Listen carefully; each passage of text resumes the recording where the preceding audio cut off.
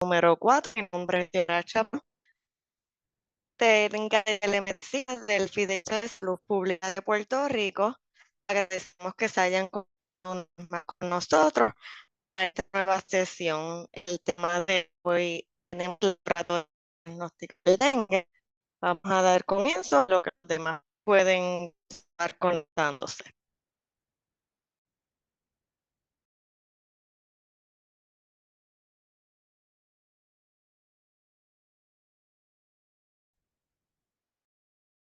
Para el día de hoy tenemos la bienvenida a las guías generales, cómo traer un caso clínico, la didáctica de la guía medicina, presentación y discusión de casos y los puntos y cierres. Los invitamos que, como en todas las sesiones pasadas y como parte de la metodología, puedan encender sus cámaras durante la sesión, encender el micrófono y participar de esta conversación con nosotros, compartir su experiencia. Siente cómodo de compartir cualquier duda, cualquier experiencia, cualquier opinión. También pueden estar escribiendo en el chat si es que no tienen micrófonos y desean comunicarnos algo. Las sesiones están siendo grabadas para fines educativos que las estamos compartiendo durante todas las semanas. Para las en casos clínicos, para todas las sesiones, que nos pueden compartir sus experiencias, ¿ok? Estas experiencias pueden ser de manejo o diagnóstico, pueden ser casos que hayan pensado que era dengue, o si de momento vi alguna situación ante lo que fue algo, pensaron que fue, también pueden comunicarlos. Si escanean lo que es el QR, los va a llevar a la página del form, entra información y no los puede compartir nuestro número de teléfono, que nuestros compañeros les van a poder contestar, y en el email, correo electrónico en pantalla. También, si sienten que pueden comunicarlo durante la sesión, la doctora está, recibe el caso para poder la discusión y que todos podamos compartirlo.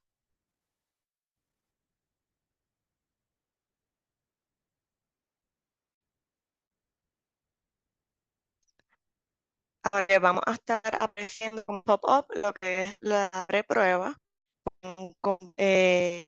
La de no aparecer, van a presionar en donde responde de more y ahí le va a indicar pull la pared, ¿ok? Se va a quedar abierta en lo que ella se va a quedar abierta en lo que ustedes pueden contestan.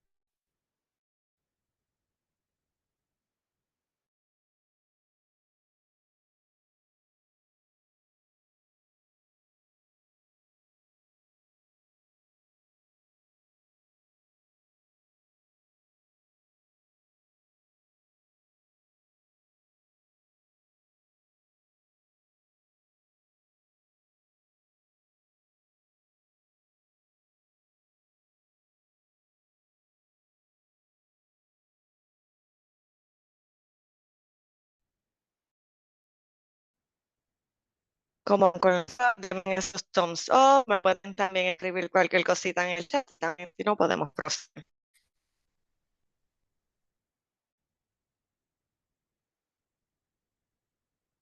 Ahora sí, vamos a dejar la pantalla. Le presentamos nuevamente a la doctora Ana Medina con el tema de hoy, laboratorio para el diagnóstico del dengue. Bienvenidos a...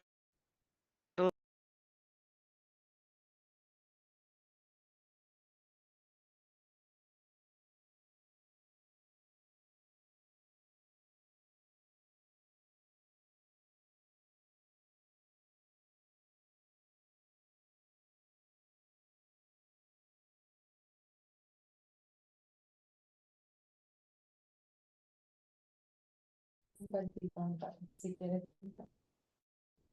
Ya voy a empezar con la lección. Sí. Ah, ok, perdón. Share screen. share, share. Y la última.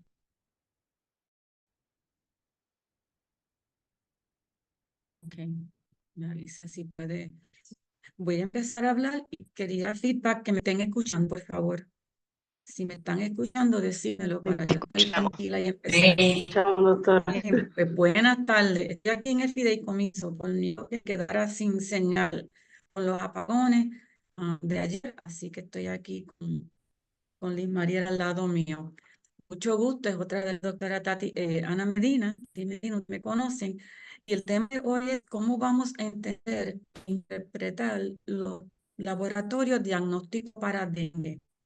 Este es un tema que sí es complejo, trato de simplificarlo, pero de la mejor forma posible. Así que vamos a comenzar con esta presentación y gracias a todos por conectarse. Yo no tengo conflicto de interés para esta presentación, en verdad, para ningún detenido.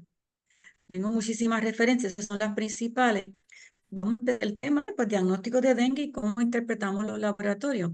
Dengue muchas veces se diagnostica, se sospecha, basado en síntomas clínicos, signos clínicos, pero muchos de los síntomas, como dijimos la primera vez que hablé de dengue, son similares a otras enfermedades, inclusive COVID-19. Por lo tanto, cuando estamos en un país donde podemos hacer pruebas de laboratorio, es importante tratar de conseguir un diagnóstico clínico de dengue, siempre sabiendo de que el paciente se maneja como si fuera dengue, sin esperar ni un solo resultado de PCR, ni de IgM, de anticuerpos. Podemos perder la vida de un paciente esperando un resultado, así que los médicos sabemos cuando llega un paciente a la emergencia o está grave en intensivo, aunque no sepamos el diagnóstico, lo manejamos por sistema hasta que salga a flote y después vemos el resultado y lo confirmamos. Es decir, nunca dejan de tratar a un paciente esperando un diagnóstico, pero los diagnósticos de laboratorio ayudan en todo lo que es vigilancia epidemiológica en un país para hacer mejor medicina. Esta lámina me gustó muchísimo porque es bien gráfica. Hay unos métodos directos, donde uno, por métodos directos que son bien específicos y bien sensitivos, que uno confirma que uno tiene dengue.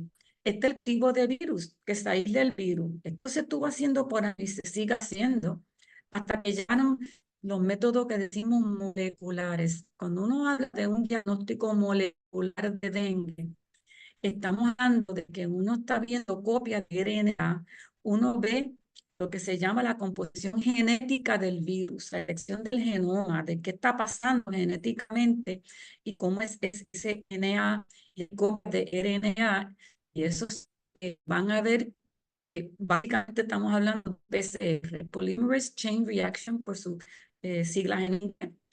Y está la detección de un antígeno que se llama NS1. Este es el diagnóstico que más se usa en el mundo entero. Más diagnóstico molecular, es casi igual de sensitivo y específico. Y ya estamos viendo, les voy a contar, finalizando la conferencia de hoy, cómo ya se están validando en Puerto Rico para hacer esta prueba. Es menos costosa, es más rápida y a la misma vez, ya en el resto del mundo esto es lo que se usa. Esto es muy costoso para el resto del mundo. Este diagnóstico no es molecular, pero es un método de diagnóstico directo. El virus del dengue suelta, por decirlo, una proteína no estructural 1, non-structural protein 1. El virus de dengue tiene unas proteínas estructurales como de cápsula, de membrana, de sobre, de envelope, y tiene como 7 que son no estructurales y una de ellas, pues ese tiene ese. Tiene 6 o 7. Tengo que decirle que esta es la que estamos midiendo, porque cuando el mosquito pica ya viene infectado, y cuando entonces uno mide en la sangre qué está pasando con un paciente, pues ya esa proteína va a ser un diagnóstico. En los métodos indirectos, esto es midiendo anticuerpos IgM e IgG. Aquí, pues, en la ventana de oportunidad, obviamente menos específico y menos sensitivo. Y ahora seguimos hablando de esto. Así que de los métodos directos de diagnosticar dengue, repasando, cultivamos el virus, salir el virus, eso tarda días. Y quiero que por lo menos familiaricen con estos términos. Nucleic Acid Amplification Test es una prueba de amplificación del ácido nucleico. En otras palabras, son pruebas moleculares, donde vemos la detección del genoma, vemos material genético. Ahí hablamos del RNA, copia de RNA, en el caso de dengue. Entonces, ¿en qué se transforma eso en un laboratorio? El famoso PCR que todos ustedes conocen, Reverse Transcriptase, PCR, transcriptasa reversa de PCR en tiempo real. Es el famoso PCR que ustedes oyeron mucho, bien con dengue, se recuerdan el COVID. Entonces, en Puerto Rico tenemos dos formas de hacer un PCR. Tenemos la forma del trioplex. Tenemos la forma del trioplex, que es una prueba que se hizo a través del CDC, perdón, que podemos para dengue, chikungunya y zika, y se empezó a usar como emergencia, Emergency Usage Authorization, autorización de uso de emergencia cuando zika, y entonces vemos si sale positivo para dengue, chikungunya y zika. Esto lo hace el CDC y lo hace el Departamento de Salud. Otras veces se hace un PCR de dengue solito.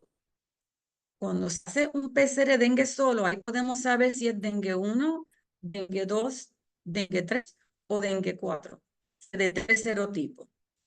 Si el Departamento de Salud o el sistema de Puerto Rico decide hacer el triplex y sale positivo para dengue, de la misma muestra que ellos guardan, tiran este PCR de dengue y podemos saber si fue dengue 1, dengue 2, dengue 3 y dengue 4. Y por eso podemos saber que ahora mismo en Puerto Rico los serotipos que más estamos viendo es el 3, el 2 y el 1 y no estamos viendo el 4. Vamos a hablar un poquito de otro método diagnóstico de la proteína no estructural NS1, el antígeno que les hablé, que se puede medir también en la sangre. Se secreta en la sangre durante la infección de dengue cuando pique ese mosquito que viene infectado. Y esa es la que dije que en el mundo entero lo que más se usa para detección es un método diagnóstico. Y estamos ya en un laboratorio que validaron la prueba y dentro de poco al final les voy a explicar cómo ustedes van a manejar y conseguir esa prueba. El Departamento de Salud mande sus directrices dentro de poco. Entonces, los métodos indirectos son los llamados serológicos, los anticuerpos. Está el IgM y el IgG. Cuando hay una primera infección por dengue, que la mayoría de las veces sin síntomas, la regla general en la medicina es que si saco aparte, digamos, chikungunya, que casi todo el mundo tiene síntomas, el resto del virus se suelen dar muchas veces sin síntomas, ya sea influenza, ya sea COVID, ya sea por dengue. Y entre 40 y 80% de los pacientes con dengue, esa infección primaria, ni te enteraste que te dio. Pero la respuesta de anticuerpos IgM es robusta en infección primaria. Es decir, es robusta en la primera infección, que te vas a enterar si está positivo porque tuviste fiebre, quien te evaluó, te vas a enterar que lo tuviste porque te va a aparecer con un IgG de que tuviste alguna vez en tu vida el dengue. Siguiendo con los anticuerpos de tipo IgM. En dengue es positivo desde el día 3 al día 5, comenzando desde el día 3 al día 5 hasta que el paciente se enferma abruptamente con fiebre. En infección primaria a veces es positiva después del día 7. ¿Por qué me gusta decir esto? Si usted insiste que su paciente tiene dengue, usted lo sigue manejando, se consiguió ese resultado clínico negativo, pero usted cree que es dengue, se lo vamos a repetir después porque la infección primaria, aunque estamos enseñando que es positivo el día 3 al día 5 cuando comienza la fiebre, en infección primaria a veces el IgM tarda un poquito más y después del día 7 empieza a subir. Eso me ha pasado bastantes veces y saber ese detalle nos ayuda. ¿Cuánto tiempo dura esos IgM? Igual que todos los IgM para todas las enfermedades, hasta 3 meses. Eso no es exclusivo del dengue. Y interesantemente, cuando viene una infección secundaria de dengue, que es la segunda vez, a veces el IgM está bajito o está ausente. Ese conocimiento quiero que se recuerden. Vamos ahora a los anticuerpos IgG. La respuesta robusta en infección secundaria de dengue, es decir, la segunda vez da dengue, y inclusive la tercera y la cuarta, pero vamos a hablar de la secundaria, que es la que más nos preocupa, que puede darnos dengue grave con la secundaria. La respuesta justa es el IgG. Y cuando empieza positivo, pues, ¿qué sucede? Perdón, si estamos hablando en infección secundaria, usualmente empieza a producirse después del día 7. Pero cuando es la infección secundaria, interesantemente, a veces es positivo desde que comienza con fiebre el paciente. Interesante. Y esa respuesta es bien robusta. A la misma vez que sube el IgM en infección secundaria, sube el IgG y es como que se unen. Y los IgG, no importa el tipo de infección, duran por vida. En la prueba diagnóstica le estoy poniendo dónde es que se miden esos laboratorios que estamos hablando según la prueba, las moleculares, que es el PCR. Usualmente los primeros 7 días que cuando hay fiebre es que está positivo y pueden medir en suero, en plasma, en sangre completa o inclusive en el líquido cefalorraquídeo. El antígeno NS1, la famosa proteína que secreta el virus, va a estar positivo mientras haya fiebre, los primeros 7 días y a veces hasta 2 o 3 días después. Después que el paciente no tiene fiebre, va a ser difícil que esté positivo, pero si está positivo, es que tiene dengue. Y se mide en suero. Es decir, que cuando cogen la en el laboratorio, los centrifugan y se quedan con el suero. Las pruebas serológicas, los IgG y los IgM, se mandan a hacer se pueden hacer los primeros 7 días junto con el PCR, pero donde se hace siempre es después que se va a fiebre, después de los 7 días, se pueden hacer en suero y a veces inclusive en el líquido espinal. Y las pruebas de tejido se pueden hacer durante la fiebre o después, y a veces se explica más cuando un paciente fallece y uno le tiene que hacer unas pruebas de tejido, entre otras cosas, para ver si hay que estaba el dengue. Vamos a la parte de arriba en blanco. Chequear para hacer un test, una prueba de cefalorraquídeo se recomienda en un paciente que usted sospecha que tiene manifestaciones neurológicas del sistema nervioso central como encefalopatía con cambios mentales o tiene una meningitis o una encefalitis para ver si es por dengue, ayuda. Entonces, en esta prueba que hacemos, mira, aquí pica el mosquito. La incubación son usualmente de 3 a 14 días. Después empieza el paciente con fiebre, 2 a 7 días.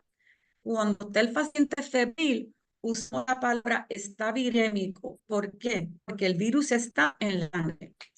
Algunos pacientes, un 5%, a veces más, entran en una fase crítica que dura 1 o 2 días, donde baja la temperatura, hay fuga de plasma, se deshidratan, se van en shock hipovolémico, pueden tener manifestaciones sistémicas, pueden sangrar, y esto lo discutimos ya en las primeras 2 presentaciones. El paciente que tuvo una fase crítica es aquel que luego que se hidrata por todo el plasma que se sale de las venas, entra otra vez, salva uno el paciente, lo hidrata bien, entra otra vez el líquido a los vasos, a las venas, y ya uno va convaleciendo y a uno le encanta esta fase porque ya el paciente se salvó. Aquí no hay viremia, no está febril el paciente. Y aquí es difícil uno probar ahí en tubo dengue por un PCR. Tiene que ser un poquito de ayuda con los IgM. Esta en la línea siempre me ha gustado. Entonces ahí estamos viendo por qué el PCR se hace, que es molecular en la época febril. La proteína NS1, fase febril. Y fíjate que a veces dura como un poquito más que el PCR. Entonces, los IgM empiezan a subir del día 3 al día 5 y usualmente duran 90 días más o menos. Y aquí tengo el IgM, que es después del día 7. En infección primaria a veces es como para el día 10, a veces el 7 y el 10. Y en infección secundaria empieza a subir desde que deja de estar virémico, desde que el paciente empieza a producir los anticuerpos y ya no tiene tanta fiebre. Y esta ustedes después, me gusta que puedan repasar todo ustedes mismos. Esta la puse aparte, primera infección, infección primaria. Pues vemos, en ese uno se pueden ver ahí cuando tienen fiebre, los primeros 7 días, a veces un poquito después.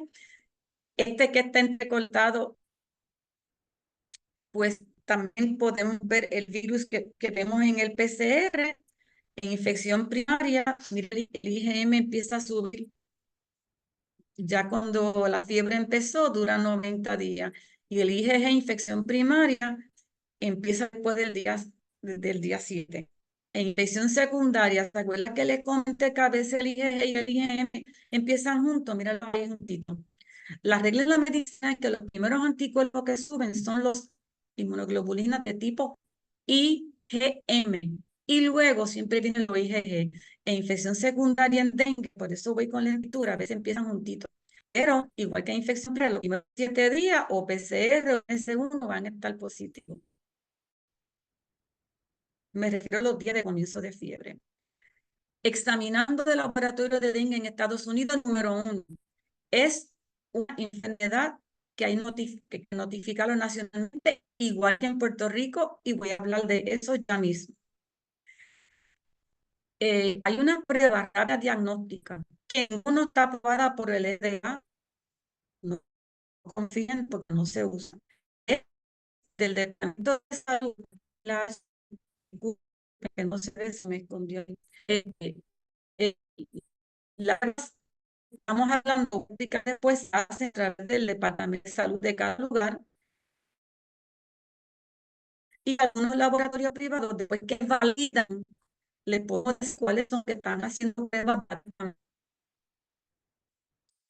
Ustedes saben que el Departamento de Salud por el Ejecutivo 2025 nos explicaron, mientras siga bien la emergencia de salud pública del dengue, que es el 26 de marzo de 2024, todo caso de sospecha clínica de dengue o caso sospechado o confirmado por laboratorio tiene que ser notificado a la División de Epidemiología e Investigación del Departamento de Salud en un periodo de 24 horas, igual que lo explicamos a través de Sampión también. Pasa una categoría de notificación ligera. Esto va a ser unos papeles que ustedes tienen que haber visto. Yo llevaba años viendo esto, cada sesión del CC de investigación, donde uno pone toda la información del paciente, pero ahora como ponemos el correo electrónico, pues nos llega a nosotros mismos los resultados para uno aprender del caso de uno, pero no para el resultado para manejar el paciente. Por lo menos que reconozcan esa paginita que muchos de ustedes ya la deben haber conocido y les puse la última versión. ¿Cuáles son las pruebas que hacemos cuando sospechamos dengue? Según la guía del CDC, que son las mismas del Departamento de Salud. Pacientes que tienen 7 días o menos después de comienzo de fiebre, tenemos que hacer los dos, el IgM y el PCR o la proteína NS1, que ya están validadas en algunos laboratorios. Ya voy a explicar cómo hacemos eso, pero queremos hacer los dos para dejar posibilidad de tratar de hacerlo diagnóstico de una forma. ¿Por qué? Porque si estamos diciendo que la mayoría de la gente tienen fiebre de 7 días y los anticuerpos IgM antes de los 7 días empiezan a subir, pues tenemos que hacerlo para que como mejor hacemos el diagnóstico. Después del 7 solamente vale la pena hacer el IgM, porque ya no hay fiebre, ya no hay viremia. No podemos hacer diagnóstico antigénico ni molecular. Por lo tanto, la prueba de dengue depende cuando usted coja la muestra de sangre. Ya dijimos, 2 a 7 días. Ahí usualmente está el positivo el RNA, ¿verdad? El diagnóstico molecular o la NS1. que es el diagnóstico antigénico. Uno se llama molecular, que es el PCR, uno se llama antigénico, proteína NS1, pero ambos son diagnósticos. Entonces, siguiendo, perdón, usando las dos pruebas, tanto molecular o antigénica y el anticuerpo IgM, ahí uno coge más del 90% de los casos de dengue. Entonces, por lo tanto, tenemos que saber que tenemos que hacer tanto el PCR o el NS1 y el IgM los primeros 7 días. Entonces, ahora después del día 7 solamente hacemos anticuerpo IgM. ¿Qué son estos? Que van a estar hasta 90 días positivos. Después del día 7, el CDC y Salud le va a decir solamente envíe el IgM. ¿Qué se llama un caso de dengue confirmado? Es un paciente que usted sospechó que tenía dengue, ya habíamos discutido la sintomatología en educativas anteriores. El caso confirmado, usted lo sospechó, vive en Puerto Rico, es un país endémico, es un país endémico y tiene positivo o el PCR o el NS1 por el método de ELISA. Usted cultivó el virus, que es tedioso y es largo, pero eso es lo que hacíamos antes. ¿Cuál es el caso probable? Cuando ustedes entran al portal de salud y entran al reporte semanal de dengue, van a ver que unos dicen confirmado, otros dicen probable. ¿Cuál es el caso probable? Usted sospechó dengue y le cogemos el IgM. Y ese IgM viene positivo. Y usted con un nexo epidemiológico al caso confirmado. Pues epidemiológicamente tenemos dengue en el país. Pues mira, vino positivo el IgM, pero solamente podemos decir probable. Los confirmados solamente es NS1 y PCR. Pero ¿por qué decimos probable? En áreas endémicas como Puerto Rico, este IgM de dengue positivo puede tener reacción cruzada con otro flavivirus que se conoce por Zika. Como puede haber el parecido, todos los IgM positivos para dengue se van a reportar probable. Lo más seguro que es dengue, uno que otro va a ser Zika. Por lo tanto, como no hay un método certero para diferenciarlo, usted va a ver en salud que le dicen uno probable. ¿Qué pasa con el IgG? Si usted coge dos muestras de IgG con 2 a 4 semanas, en 2 a 4 semanas entre una y la otra, y la primera, digamos, por decirle, dice 100, y la segunda dice 400, pues unos títulos 4 veces te dan una probabilidad de dengue. Pero sinceramente, pocas entidades y pocas personas les gusta decir un probable en base a IgG. Quieren decir probable en base de GM. Interpretarlo en base de IgG de verdad que da más trabajo. Lo que sirve es, lo más que uno puede decir con un IgG positivo es que tuvo IgG en algún momento y a lo mejor si lo repite después en 2 a 4 semanas y subió 4 veces, pues mira, lo tuvo en algún momento. El que tiene ahora también es dengue. Entonces, que difícil esa interpretación en base de IgG, pero lo quería explicar. En cuanto a los diagnósticos confirmativos y presuntivos, resumiendo, confirmado el dengue, NS1 o PCR, míralo aquí, cuando hay fiebre. Presuntivo, a lo mejor es dengue, probablemente es dengue porque subió el IgM. Así que estoy enseñándole en una gráfica lo que les dije de boca ya. ¿Qué otro laboratorio no puede hacer un paciente que sospecha de dengue? Pues siempre vamos a hacer un contagio, muchas veces vamos a repetirlo, un CBC, para ver si está concentrando la hemoglobina para deshidratarse. Acuérdense que yo les había explicado en la patofisiología de dengue que cuando los vasos se ponen bien permeables y hay fuga, el término fuga de plasma, fuga vascular y fuga capilar quiere decir lo mismo. De los vasitos pequeños, los capilares, se escapa el plasma, se deshidrata el paciente, líquido va a los pulmones o al pericardio o en ascites, Y cuando hay una fase crítica sucede eso, hasta un 5% de los pacientes, y después que uno hidrata al paciente, lo saca de esa fuga de plasma, a veces por shock, todo el líquido cabe al cuerpo, porque es que sube la hemoglobina, vamos a recordar, aunque se cuele el plasma, la proteína del vasito, las células rojas, los hematíes, los RBC, son muy grandes, no van a ser permeables, no se salen de los vasos y se concentran.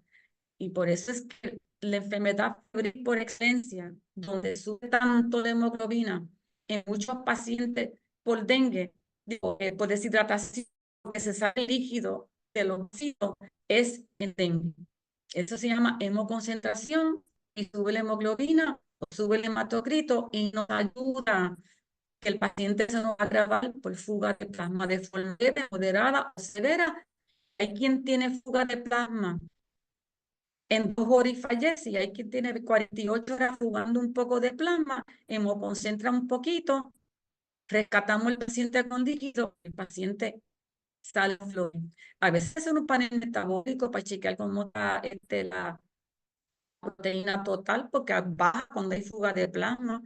A veces lo vemos, ver cómo está la función hepática, cómo está el SGPT, el SGOT, panel de coagulación. Si un paciente, uno cree que puede haber consumo de factores de coagulación porque están muy mal, porque todo paciente que se deshidrata y tiene shock hipovolémico y acidosis metabólica y se pone mal y no se rescata de líquido, tiene un chance también de consumir factores de coagulación, y junto con el hecho que a lo mejor bajaron las plaquetas hasta sangrar. Pero recuerden las veces que hemos dicho que en dengue no hay que bajar siempre plaquetas ni siempre hay que bajar células blancas, pero si bajan, pues podemos pensar en dengue, sí, pero no es obligatorio.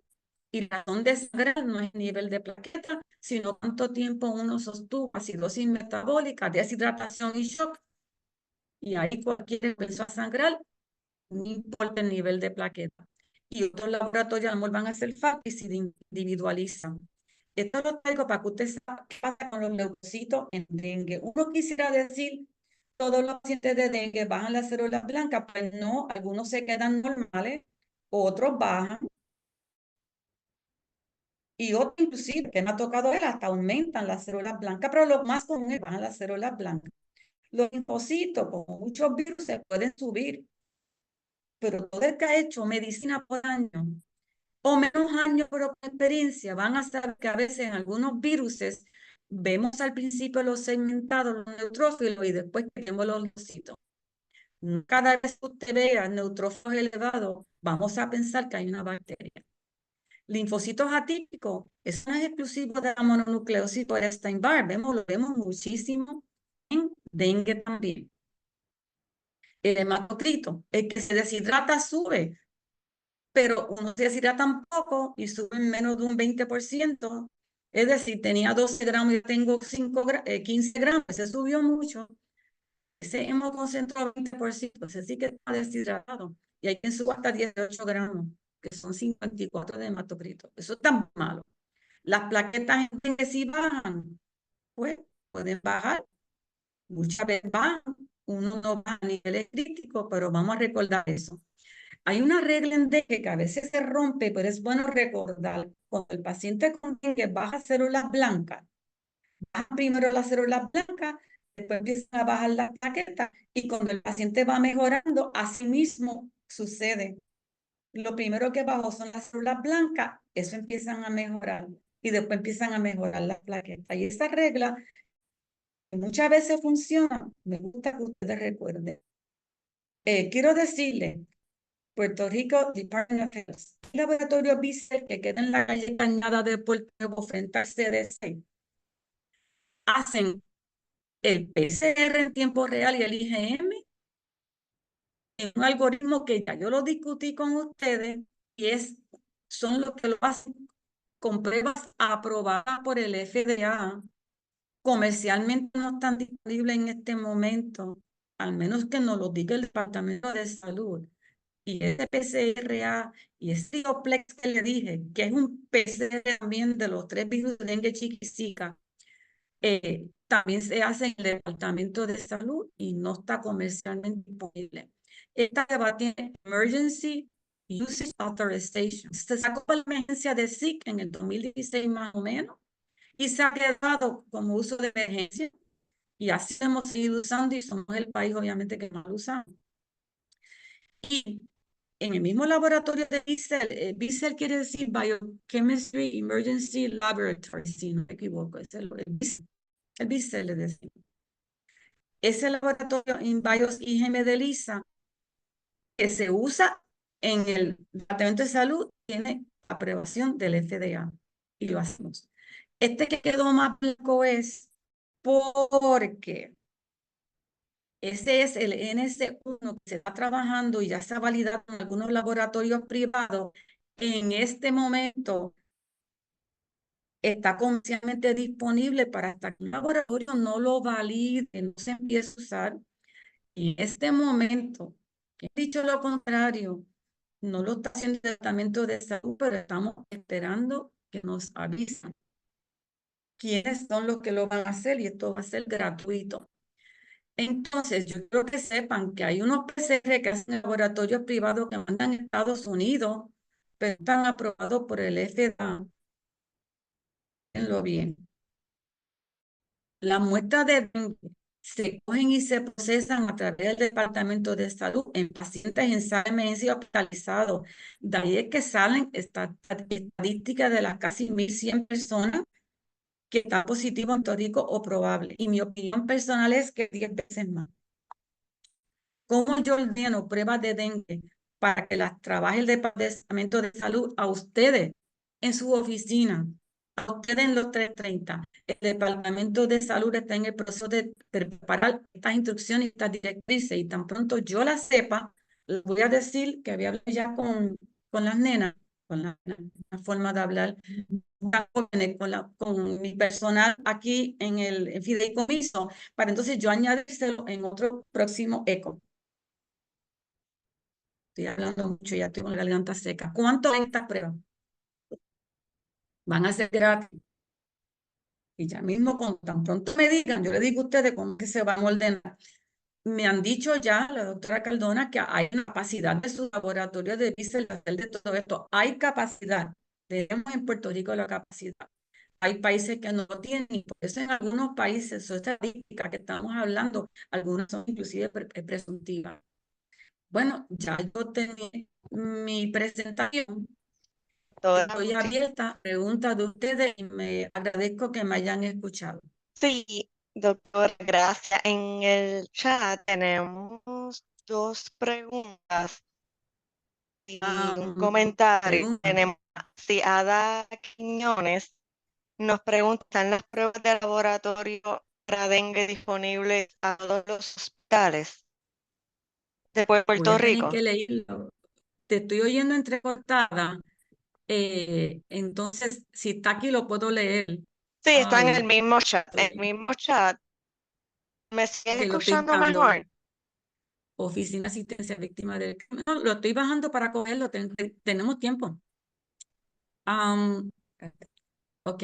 Están las pruebas de laboratorio para dengue disponibles a todos los hospitales en Puerto Rico. Los hospitales en Puerto Rico actualmente están llevando el médico que sale en emergencia de los hospitales de Puerto Rico, coge muestras PCR, IgM para dengue, sí están llegando al Departamento de Salud, tanto los están en sala de emergencia y los hospitalizados. Están llegando, sí están llegando. Lo que quiero decirle tan pronto yo sepa es cómo se van a tramitar lo que están en clínica. Usted lo ve en su oficina y un 330 y ahí mismo le coge la muestra ese laboratorio o lo manda a un privado. Esos son, se están trabajando y tan pronto de ver que yo sepa, es lo primero que voy a decir, porque ya me dijeron que ya hay laboratorios privados, entre ellos Toledo, lo puedo decir porque no pertenezco al laboratorio, han validado los NS1. Estamos hablando, pero tengo que tener las directrices, yo misma verla y se las presento. Entonces, la próxima pregunta es, no, ok. El paciente que tiene enfermedad aguda de dengue, no tenemos que enviarlo a un IgG, es IgM. IgG lo estamos enviando a los niños de 9 a 16 años a ver si les ha dado dengue y se puedan poner la vacuna. Entonces, hay 3 mensajes más. Voy a seguir bajando. Me gustaría que Doctora, notificaran los casos por pueblo. Sí, si entran al Departamento de Salud, están reportados por pueblo. Los pueblos de más dengue es Río Metro, Mayagüez y Bayamón y después Rincón. Y eso está en la página de salud y se reporta semanalmente sin fallar. Y lo están poniendo ahí. ok. Tengo la doctora Ada Quiñones, encendió la cámara y el micrófono. No sé si desea hacer alguna pregunta. Adelante. Sí, Dice aquí María Rodríguez, la prueba cubre todos los planes. No estoy segura de eso, gracias por decirlo. Pero cuando esto esté organizado como es en outpatient, nadie va a pagar por esto, porque es lo que han dicho siempre. ¿Alguien quiere aportar o decirle? Ah, sí, Adelante, Ada. buenas tardes. Muy interesante lo que está pasando con dengue y toda la información que se está ofreciendo a los grupos de salud. La se pregunta que corta. tengo es, cabe mencionar que los casos más altos son Mayagüez, son Rincón y en otra Dame área. un chance que estoy oyendo más cortado a ver qué hago. ¿Me vuelvo a tu computadora o no? Un segundo. ¿Todavía no está cortado? Ok. Un segundito, por favor. Está hablando, la oigo entrecortada. Ok.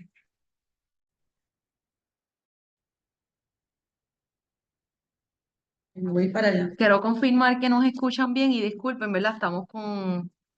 Puedes traer la silla para acá para que esté más cómodo. Se escucha bien. No sé Ok, si ustedes me escuchan completamente y no entrecortada. ok, ahora te escucho bien y disculpa, yo era la que tenía el problema Sí, escuchando. Ok, pueden hablar, no, no sé quién es, pero Perfecto. me puede hablar. Es Ada Quiñones, Ada Ah, Quiñones. hola Ada, ¿cómo está? hola. Y bueno, muy bien y muy interesante la conferencia que se está llevando a cabo. Tengo una pregunta y acabas de mencionar los casos, los casos de más reporte en el área metropolitana. Mencionaste Rincón, en otra área, no la anoté, pero la pregunta que viene con todo esto, ¿están estos casos, hay más casos en estas áreas porque los recursos están disponibles en mayor proporción en estos lugares que en otras áreas de la isla? No, no me han dicho que esa es la razón. Debe haber foco de los vectores en esa área, pero nadie en salud me ha dicho que es porque se están haciendo más laboratorios. O sea que no te puedo decir que esa es la explicación, sinceramente no. Pero es que esto es algo que siempre se ha visto. Yo viví pues tantas las epidemias en sala de emergencia del MUNI, muchos de ustedes los conozco de ahí que los he entrenado. Y hubo un momento que yo me recuerdo que donde más casos se vieron de dengue shock fue en San Juan y en niños. Y me tocaron a mí, por eso fue que yo me daba cuenta. Pero tampoco yo puedo decir que era que no sé, que habían más mosquitos. Asumo que había más mosquitos picando a la gente en San Juan.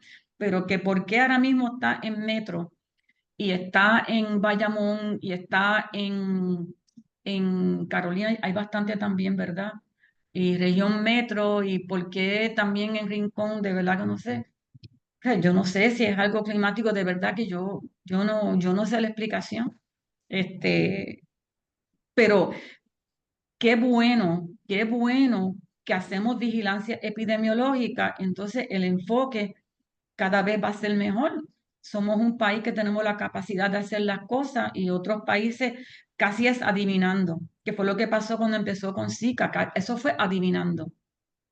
Y cayó encima esa epidemia en el país de los más pobres, el país de Brasil, que recuérdense que ese es el país de mucho de todo. Ahí yo no quisiera ni vivir. Eso es, cuando es Zika es demasiado, cuando es chikungunya es demasiado, cuando es dengue se muere más gente y no tienen los recursos que tenemos quizás los países que tenemos más recursos, que nosotros nos vivimos quejando porque podíamos estar mejor en muchos aspectos de la medicina, yo lo sé, pero por lo menos tenemos laboratorios que podemos sostener y tenemos recursos, sí. Um, ¿Alguien más? Héctor, hola Sí, Héctor, ¿cómo estás, Héctor? Hola, ¿cómo estás? Saludos, doctora. Excelente conferencia, como de costumbre. Siempre uno Gracias. aprende mucho. El que ya Ah, comentar, ¿verdad? Sabe que ya hace cerca de 2 años llevamos haciendo las pruebas de seguimiento, ¿verdad? Para la vacuna de IgG, pero llevamos también cierto tiempo utilizando el laboratorio Toledo, que es el que nos hace la prueba de seguimiento, para Toledo. hacer la RT-PCR. Inicialmente es a través de un laboratorio de Mayo Clinic y decía que tenía autorización de uso de emergencia. En aquel entonces yo hablé con el doctor Henry Wong del CDC Branch y me dijo que sí, que la consideramos como válida, ¿verdad? Un paciente sintomático. Mm, Ahora, pues, hace como cerca de 2 semanas nos dijeron que ya tenía la aprobación final del FDA y hace como 2 semanas pues, tienen disponible precisamente la de antígeno, la NC1. ok, bien. La duda que tengo, obviamente la NC1 es más económica que la PCR. En Correcto. igualdad de condiciones, la combinación de IgM con PCR versus la combinación de IgM con NC1, ambas tendrían la misma certeza y serían pues ambas pruebas confirmadas, ¿correcto? Ambas son confirmatorias. Nunca he leído lo contrario, nunca en mi vida. El NS1 es lo más que se usa en el mundo entero y es bastante similar la especificidad y la sensitividad. Nada mejor Ok. como ¿verdad? El PCR porque son copias de material genético. Pero es tan Ok. preciso el NS1, pero hay dos NS1. El que es por ELISA que estoy hablando, que se hace de laboratorio, el rápido no es el que es el que es bueno. O sea, el que debe estarse corriendo no es el rápido. No es lo mismo el rápido Entiendo que la antigénico oferta. de influenza y de COVID, que no hay otro que no sea rápido, pero este NS1, que es antigénico también, no es Ah, el rápido que estamos hablando. Así que el rápido es menos preciso que el que se usa en laboratorio del método de Lisa que estamos hablando. Yo diría que debe agarrar lo que tengas a mano, porque sinceramente tú le debes preguntar a ellos cuál ellos quieren que tú le envíes. Yo estoy loca por ver la comunicación de salud cuando yo la tenga, a ver si ellos van a decir más. Yo lo que estoy hablando de lo que teóricamente debería ser lo correcto, pero estoy loca por ver si ellos van a decir uno versus el otro. Pero yo sé que hay capacidad y eso del laboratorio Toledo, que ya está haciendo NC1, sí, yo lo sabía. Toledo, que tú sepas, también está haciendo PCR en tiempo real. sí, Ok, sí, el sí. trioplex o está haciendo el PCR de No, dengue no solo es el tío. multiplex. Entiendo que no es duplex. Ese es el que te mencioné que al principio nos dijeron que Ujú. tenía autorización de uso de emergencia, que fue que consulté al Dengue Branch y me dijeron que sí, que lo consideraba como válido. Ok. Y hace como cerca de un mes, pues nos presentaron evidencia de la autorización oficial del FDA approved. Del PCR multiplex, Eh, Exacto, RT-PCR, correcto. PCR, que no sea de CDC y Departamento de Salud. Qué bueno saberlo. Por eso estoy Eh, loca por ver cuando venga esa orden. Dependo de ustedes que me ayuden con Pero eso y qué bueno. como tú estás a la vanguardia donde tú estás, como que todo funciona ligero Sí, y sí, qué bueno qué saberlo. bueno. Gracias, Bueno, Héctor. cómo no. ¿Alguien más tiene otra pregunta para la doctora? ¿Una duda o algún comentario, experiencia en compartir? Fíjate Agradezco. hola, para aprovechar que quería comentar, ustedes saben que llevamos tiempo ya administrando la vacuna, que la verdad que el comportamiento de la población es a veces un tanto impredecible. Siempre ha sido un reto, ¿verdad? Convocar a los padres para que administren esta vacuna. Hemos administrado ya 135, ¿verdad? Primeras dosis, como ya había mencionado anteriormente. Y ahora con la declaración de epidemia, pues se nos hizo mucho más fácil en los últimos casos que hemos vacunado, pero de repente, últimamente, como que ha regresado, parece que les olvidó que hay una declaración de epidemia y ha regresado la resistencia y el vaccine hesitancy. Tan cierto como esta semana, yo le llamo el caso de la vecina, una mamá que estaba convencida, decide no ponérsela porque habló con la vecina y la vecina le dijo que eso era una vacuna experimental. Así que es interesante, ¿verdad? Que al principio, con la declaración de epidemia, hay una preocupación genuina, la cual yo entiendo que es lo correcto, y de repente ahora como que ha bajado un poco y han vuelto nuevamente a la resistencia, ¿verdad? Que se veía anteriormente. Pero nosotros seguimos ahí. Ay, qué bueno. Gracias por actualizarnos con esto. Gredia, puerta adelante. Hola, Sí, Gredia. hola, ¿cómo están? Excelente la presentación, como siempre. Y me encantó el Gracias. comentario del doctor Villanueva de hacernos ver lo que le está viendo ¿verdad? En su clínica, porque es la infraestructura perfecta para la administración de esta vacuna que requiere un pre-testing.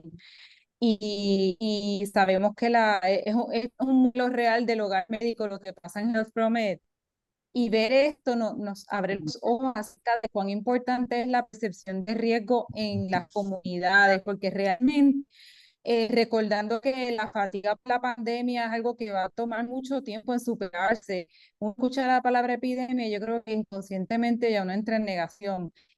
Tampoco pues vemos como que, ¿verdad? En medios sociales o tal vez los billboards en muchos anuncios relacionados a la epidemia, ¿verdad? Excepto por la recomendación acerca de hacerse el pre-vaccination testing, pero pues nosotros los profesionales, ¿verdad? Pues seguir como el doctor reforzando el mensaje de que estamos en una epidemia y que esta enfermedad puede ser mortal y que realmente pues esto no es una cosa de un día ni de dos, que esta epidemia duran meses y que realmente 1 o 2 años y que realmente el riesgo de que haya más epidemias más fuertes y más duraderas aumenta con el cambio climático, o sea que realmente esto va a ser una cosa de un día ni de dos. Pero da un ejemplo de cómo la reticencia a la vacunación, cómo los medios pueden manipular la información y qué influencia tan grande tienen los medios en la manera en cómo pensamos y cómo actuamos.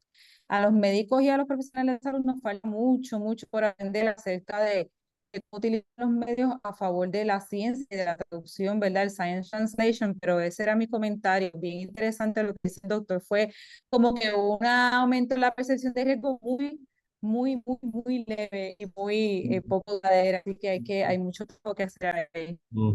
Así es. Mira, Muchísimas gracias, Gredia. Adelante, Ada Quiñones. Si me pueden escuchar. Sí, como están hablando tengo un poquito de curiosidad. La vacuna ¿cuál es la vacuna que es disponible en estos momentos y para qué edades se ofrece esa vacuna? ¿Esa vacuna la están ofreciendo para el público en general o para no. niños de 16 años? Bueno, en Puerto Rico fue el único lugar que no es Estados Unidos continental, sino que como, perdón, como territorio endémico de dengue, junto con Guam, Palau es el otro, Gredia se sabe eso de memoria. Samoa, American Samoa. American Samoa, pues para entre 9 y 16 años de edad, las 3 dosis de la vacuna en pacientes que se haya probado por dos métodos, uno on-site en el lugar y otro de laboratorio, ¿verdad? Que se procesa en laboratorio en base de IgG, que pruebe que le haya dado dengue, porque esto no se le puede dar a pacientes dengue naïf, de personas que nunca le ha dado dengue, porque siendo una vacuna viva, aunque es atenuada, puede comportarse como una primera infección y entonces cuando le da de veras que le pique el mosquito y le da la infección, se comporta como una secundaria con un chance grande que haya gravedad. Por eso es con ese aprendizaje de lo que pasó en Filipinas, que fue que se pudo ver ese fenómeno, pues las guías son en Puerto Rico entre 9 y 16 años de edad, son las 3 dosis y puede tener 16 con unos días después que no tenga los 17 y haberse probado que por dos métodos que ya le dio dengue en base a los IgG elevados, eso es lo que está el doctor Villanueva explicando de todos los casos que él ya ha vacunado completo, ¿verdad, Héctor? Es correcto, sí.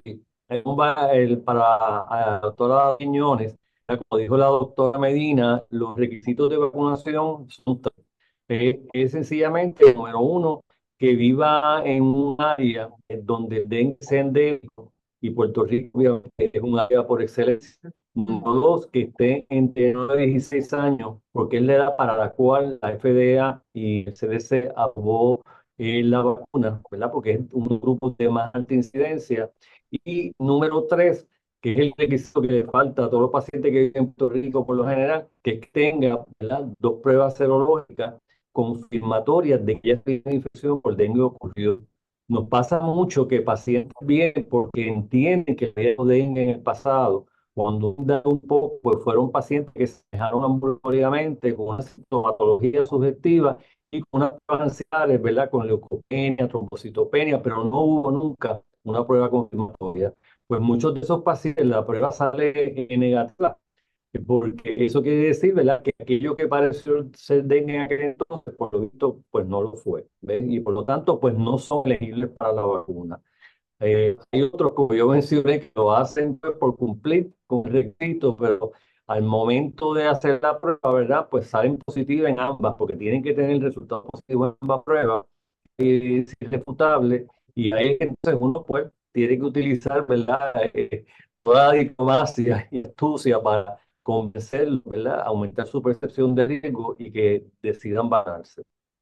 Quiero añadir que también se acepta como evidencia de dengue si durante una infección aguda tenía positivo el PCR de dengue o la proteína NS1 estructural, porque eso es una evidencia de Correcto. que lo tuvo y lo cogimos en el momento agudo. Los que están IgG positivos ya pasaron la infección, correcto.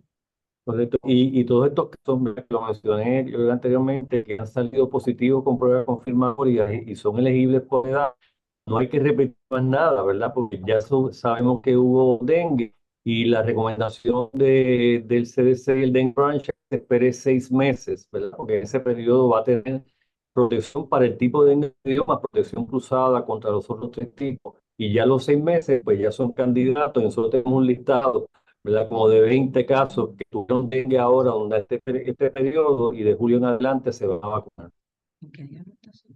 Perfecto, muchísimas gracias. Tengo a Gredia que nos compartió Estoy en el tuyo. un enlace. Adelante, Gredia. Sí, ese enlace que les compartí es una publicación que hicimos en una plataforma que se llama Healthy Children de la Academia Americana de Pediatría, que crea productos que son basados en evidencia para orientar a las familias. Esto lo escribimos, esta servidora de Joshua Wong CDC hace un tiempo y habla acerca de las cosas básicas de la vacuna que pueden compartir con sus pacientes ¿verdad?, con sus contactos para que puedan entender. Está escrito en un español que es culturalmente adaptado a Puerto Rico y me parece que cubre bastante bien todos los básicos de la vacuna. Gracias por compartir, Gredia. También tenemos otro enlace que nos compartió Mariluz Marco. No sé si nos quieras hablar más sobre el enlace que nos comparte. Puedes bloquear cualquier cosa en micrófono. Alguien puso un enlace de retiro de la vacuna. ¿Me escucha? Buenas tardes. Es que escuché al doctor cuando menciona que llamó algo así de la conversación de las vecinas, que alguien estaba bien convencida de llevar a sus hijos a vacunar y después dijo que no. Y es que también en las redes de información a las que muchas personas no relacionadas necesariamente al campo de la salud y tan instruidos como la audiencia, a ver, hay mucha información y una de las informaciones de las que uno lee envía ese enlace por si alguien ya lo leyó o alguien quiere opinar, porque a veces recibimos duplicidad de información y en ese artículo en particular se menciona de que se había suspendido el uso de la vacuna de dengue. Aparte de eso, que también causa cierto tipo, no sé si llamarlo sospecha o quizás falta de confianza de las madres con hijos, cuando de toda la nación americana y de incluso países como el nuestro, Puerto Rico, que la doctora muy bien explicó una de los racionales, que es que el dengue aquí es endémico, pero no necesariamente sea exclusivo de aquí, entiendo, no es que yo sea experta en el tema. Y entonces, pues, artículos como eso pueden también causar preocupación en la población y por eso es bien importante la educación en la salud pública. al pueblo que no necesariamente tiene estudios en el área médica. Mariluz, Muchísimas. quizás la explicación es que la compañía paró la producción de la vacuna a una fecha poco después que la habían anunciado, porque mundialmente tenía poca salida la vacuna. Interesante, países donde más hacía falta no tenían capacidad económica para comprarla, pero las que ya están, y esas son las que estamos tratando en Puerto Rico de utilizar, las que están las que tenemos, y que eso no se echa a perder y vacunar a las personas que más podamos. Pero sí, ellos decidieron por su cuenta, no por efectos secundarios ni nada de eso, sino que era que no tenía una salida económica mundial. Eso en resumen lo que sucedió. Ujú, ujú. Estamos hablando de la vacuna actual, que como es la única aprobada en Puerto Rico, puede usar el nombre sin tener ningún interés envuelto, que es la que se llama Dentvaxia. Después quizás en otro momento se hablan o hemos hablado ya de otras vacunas en otras partes. Acuérdense que esta misma vacuna en otros países no siempre era nueva a 16 años, entonces hay otras que están en diferentes países, ¿cómo se llama? En diferentes categorías de investigación, pero de la que estamos hablando es de la Dentvaxia que tenemos actualmente. Los últimos pacientes se pueden empezar a vacunar es en abril o del próximo año, Héctor. En marzo del 2025, porque se supone que los lotes, ¿verdad?, que van a seguir circulando, la fecha de expiración va a ser en septiembre del 2026. O sea que como el ciclo tarda un año en completarse, pues se le dan, ¿verdad?, como 4 o 5 meses más para aquel que se atrasa para que pueda cerrar el ciclo. Me parece muy interesante el comentario que hace Mariluz, ¿verdad? Porque contra eso hemos estado luchando siempre los pediatras, ¿verdad? La desinformación, ¿verdad? El acceso ilimitado, ¿verdad? En las redes sociales, con personas que utilizan lenguaje pseudocientífico, ¿verdad? Yo a veces digo que si yo hubiese estudiado medicina, yo me creía lo que dicen porque hace mucho sentido, ¿verdad? Y bien importante, ¿verdad? Que el cese de la producción no significa el cese de la recomendación. O sea, la vacuna sabe que es segura y efectiva, ¿verdad? Entonces, al contrario, yo estoy diciendo a los pacientes que es un buen producto que lamentablemente no lo vamos a tener más, así que aprovecha, o no sabemos cuándo lo vamos a tener, aprovecha y administraselo a sus hijos, ¿verdad? Sobre todo cuando hay indicación porque hay vulnerabilidad. Pero yo creo que, como ha dicho Greg, ¿verdad? También pues se necesita mantener una información continua porque el flujo de información en contra de esta vacuna y las vacunas pues es continuo. Así que hay que mantener un flujo continuo para que la gente siga con la percepción de riesgo y accedan a vacunarse. Muchísimas gracias, Greg, adelante. Sí, yo quería añadir a eso, esto es un ejemplo de ¿verdad? De la parte que no conozco tanto, que es lo que está detrás de la producción de una vacuna y cómo realmente pues entran unos en juego la parte económica, porque realmente, como decía la doctora Medina, los países que más necesitan la vacuna son los países del trópico, ¿verdad? Y son generalmente países pobres, países de menos recursos cuyos gobiernos no tienen la capacidad de adquirir la vacuna para todo el mundo. Y de ahí entonces es que, aunque está la demanda terrible, ¿verdad? La oferta está, pero la demanda no está. Y entonces estas compañías invirtieron muchos recursos, tiempo y esfuerzo para producir esta vacuna, obviamente con la expectativa de que pudiera ¿verdad? Ser un producto que ellos pudieran hacer accesible, pero los países que más lo necesitan no tienen estos recursos para poderlo comprar. Así que son muchas vidas que no se van a poder, ¿verdad? Muchas, posiblemente mortalidad que se pudiera prevenir, pues no va a tener ese recurso tan valioso que es la vacuna. Obviamente el control del mosquito es parte de ese proceso, pero el control del mosquito no hemos demostrado ser muy eficiente con el control, con el control del mosquito. Ese mosquito ha vivido con nosotros, le fascina vivir con los seres humanos bien cerquita de nosotros. Esto ha sido así por siempre y realmente todavía no dominamos, ¿verdad? Las estrategias básicas de control de manejo integrado de plagas. Así que la vacuna nos da esa seguridad de una protección eficaz y segura. y debido a estas mismas, ¿verdad?, determinantes sociales de los países pobres donde está es endémico el dengue, precisamente son los que se quedan desprovistos de esto, ¿verdad? Y digamos que, por ejemplo, a través de los procesos del cambio climático, el mosquito entonces empieza a transmitir, ¿verdad? Se hace dengue, se hace endémico en otras áreas, más prevalente en otras áreas, que si tienen el dinero, obviamente la vacuna se va a producir, la van a comprar y la van a usar.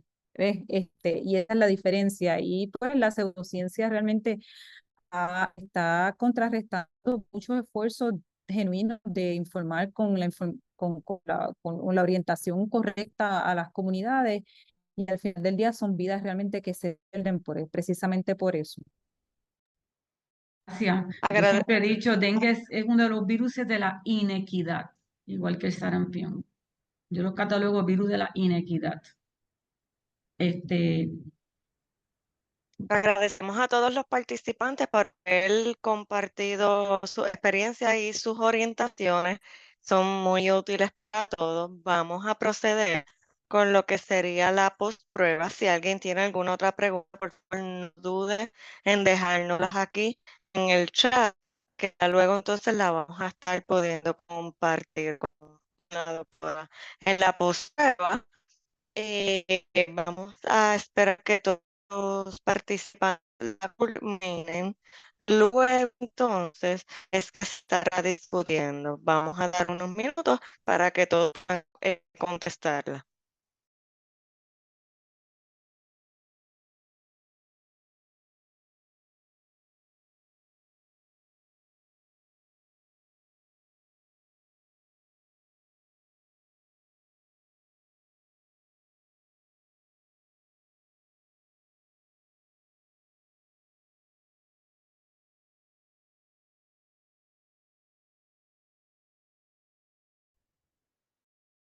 El que desee puede ir contestándome con los thumbs up, los deditos arriba.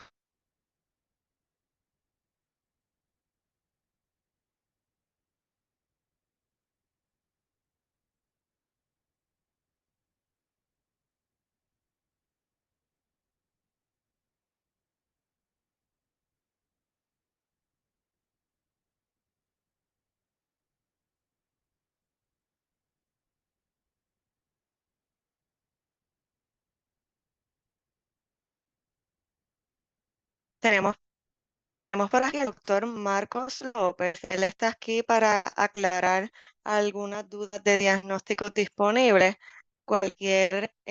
Bienvenido, doctor Marcos López. Si desea presentarse, adelante. Juan López aquí. Yo soy el director de investigaciones de Fideicomiso de Ciencia y fui comisionado por el Departamento de Salud para dirigir la respuesta a nivel de laboratorio clínico para dengue. Así que lo que hemos estado haciendo es trabajando con los laboratorios clínicos de Puerto Rico para apoyar y prepararnos para que cuando empiecen a subir los casos de dengue, pues podamos estar listos a nivel de laboratorios clínicos privados para que podamos apoyar al Departamento de Salud obviamente en el diagnóstico y confirmación de estos casos. Así que estoy aquí para que duda que les aclare, pues estamos aquí disponibles. Gracias. Muchísimas gracias. Mi compañera, déjame saber si ya la postprueba está completa para que la doctora pueda discutirla.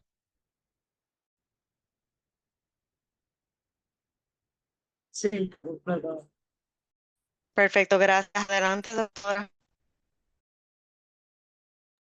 Francelis va a estar presentando el caso. Eso es correcto. Bueno, ¿me escuchan bien? Pues tenemos una niña de 10 años sin historial de enfermedades sistemáticas. Acude a salud de urgencias con fiebre de 3 días, malestar general, náuseas y vómitos. Tras interrogarla, la madre refiere enrojecimiento facial de hace 2 días que duró varias horas.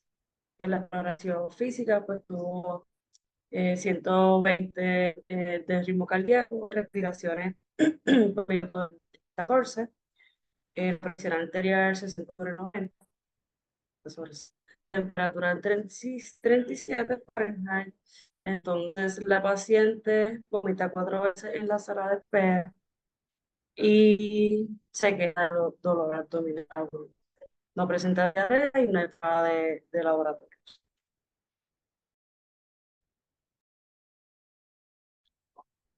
Estos son laboratorios. Podemos dejar el slide un momento para que pues, todos los participantes puedan verlo bien y así ellos puedan decirnos cuáles serían sus opiniones.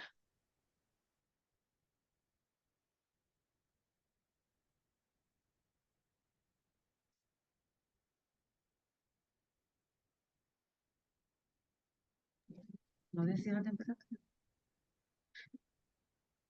La temperatura que decía en el primer slide, que están preguntando la temperatura.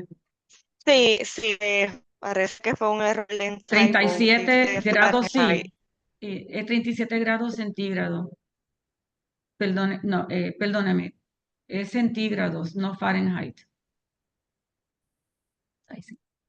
Gracias. Vamos a pasar con las preguntas del caso para beneficio de los participantes. Con el diagnóstico más probable de vírica que no debe pasar por alto.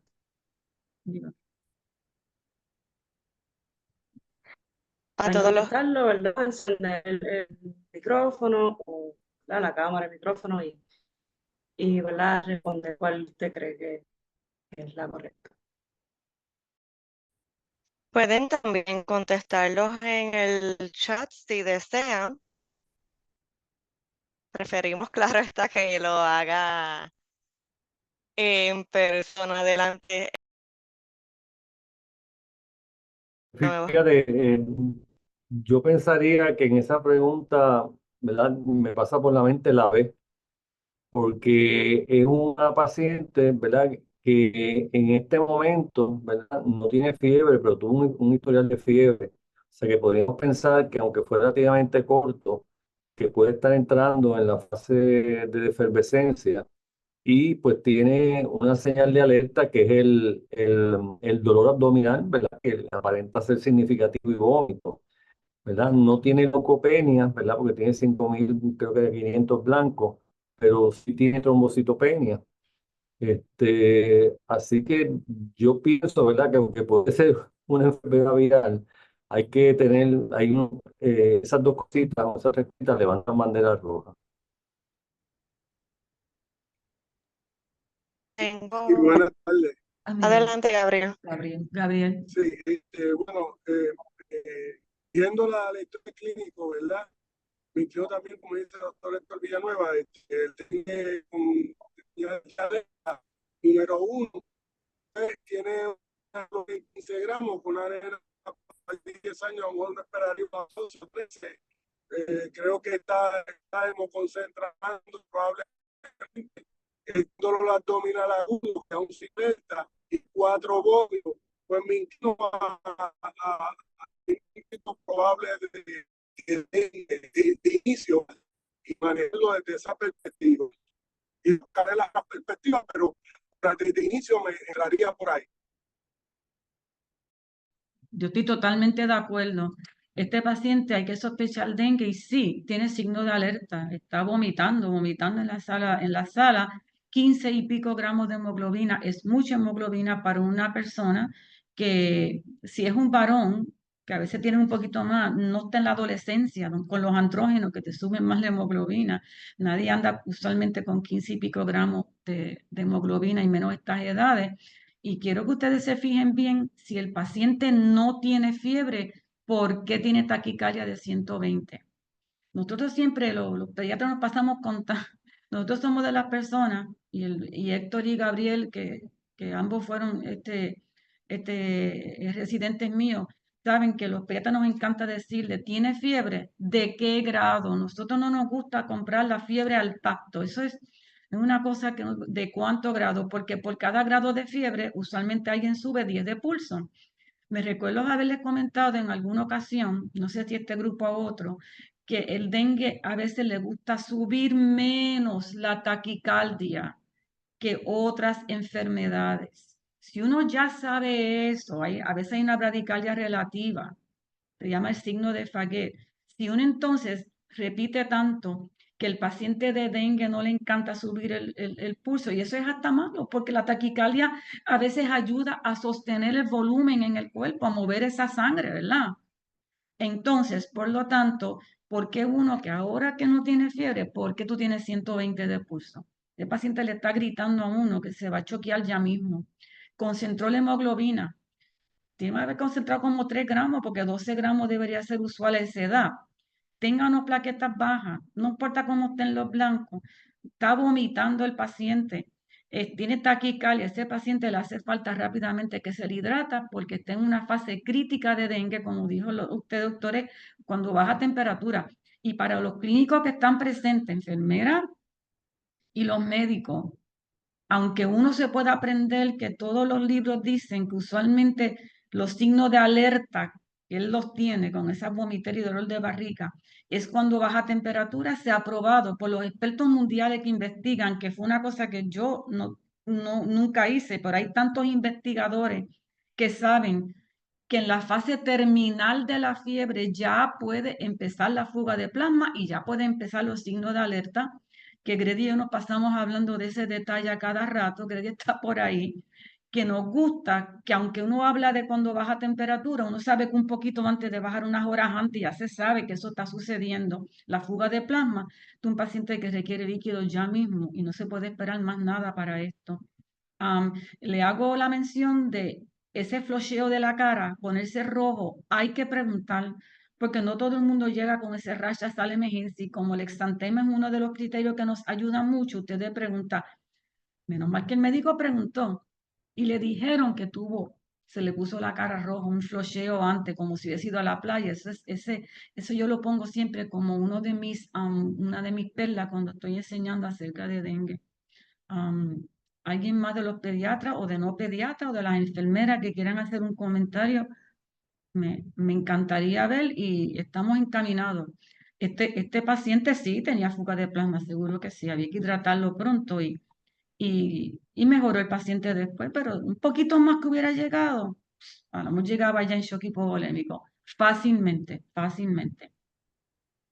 Doctora, en el chat le contestaron algunas de las preguntas. Claribel Sánchez entendía que posiblemente podía ser la D. Lidia Melén nos escribe, plaquetas en 88.000 con los síntomas presentados es dengue con signos de alerta. Okay. Y Pero Liz recuerden, Negrón, B. pero recuerden que las plaquetas no están en plaquetas bajas o normales. Las plaquetas no se usan para ningún criterio para diagnosticar dengue. Lo que podemos pensar es, caramba, inclusive tiene las plaquetas moderadamente bajas, y entonces podría ir con dengue. La importancia de las plaquetas en dengue es que mientras las plaquetas siguen bajando, demuestra actividad de la enfermedad y obliga al médico a seguir el paciente más de cerca. Y eso sí quiero que ustedes lo recuerden. Por eso es que el seguimiento de los pacientes clínicos debe ser a diario y el contagio repetido cada 24 o 48 horas, tanto para ver deshidratación con la hemoglobina y el hepatocrito aumentando por la razón que ya explicamos, y si las plaquetas siguen bajando, porque mientras sí sigan bajando plaquetas, hay enfermedad activa del paciente y uno debe seguirlo más de cerca. Pero hubiera sido igual dengue como sin esas plaquetas bajas. Pero tienes razón, con plaquetas bajas a uno le gusta decir, ¿será lo que tiene dengue? Eso es correcto, pero tienes razón, Lidia, tiene signo de alerta y demás. A mí que tenía como 2 o 3. Bueno, los vómitos y el dolor abdominal agudo fuerte. ¿Alguien más desea compartirnos tu opinión o desea expresarnos algún caso que pudieron presentar en los pasados días?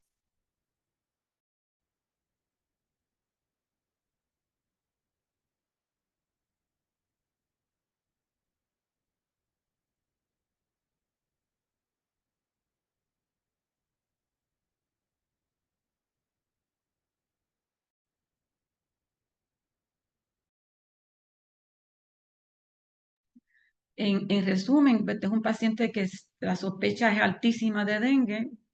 Mi impresión personal es que clínicamente tiene dengue y con dengue con signo de alerta o de alarma, implicando que este paciente tiene que estar en el hospital y hospitalizado. Y si estaba en la casa, que rompa para el hospital, porque las guías de la Mundial de la Salud, la Panamericana de la Salud, del CDC, y cómo bregamos los casos aquí en Puerto Rico indican que aunque sea un signo de alerta o alarma, el paciente requiere hospitalización, porque así podemos abortar un shock hipovolémico que no ha sucedido.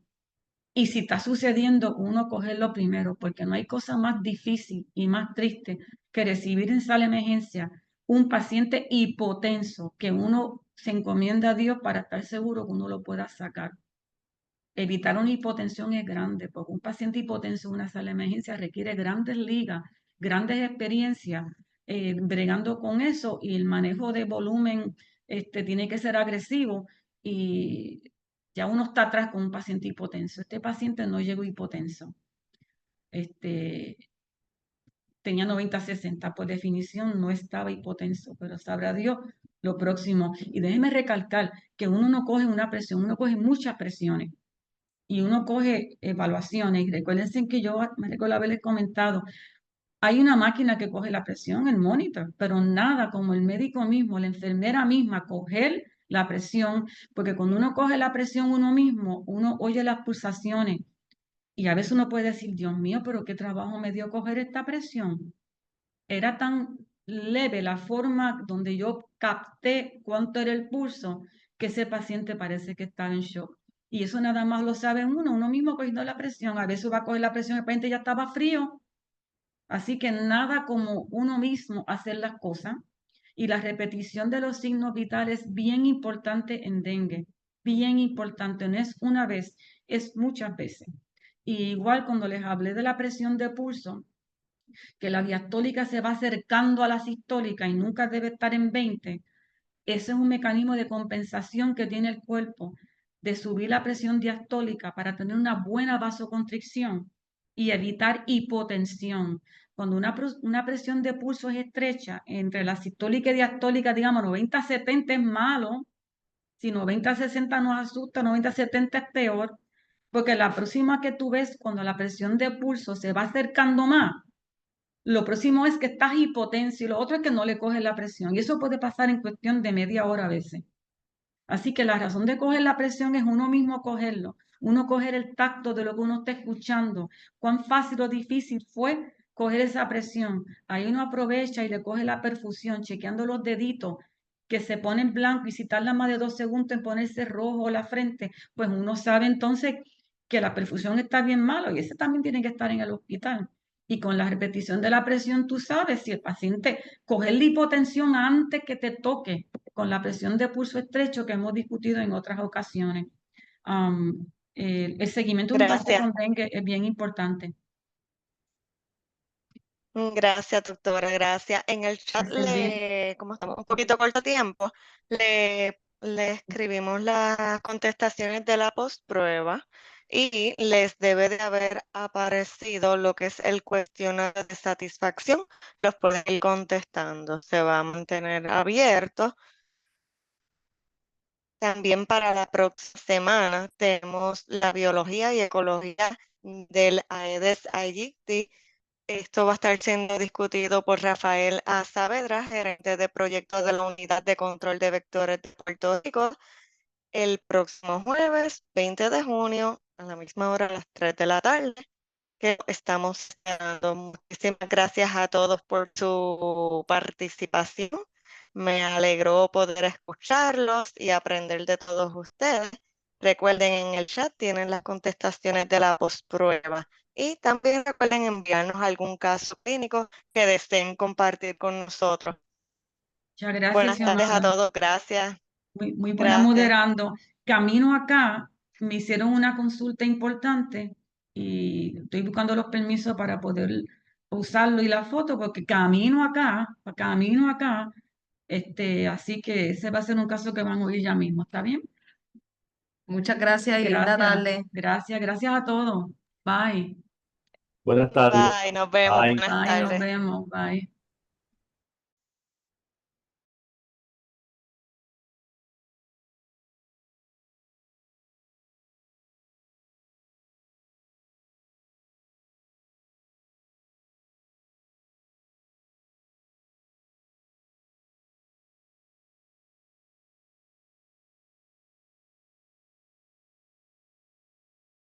Nos vemos. Buenas tardes. Y saludos a Natalie.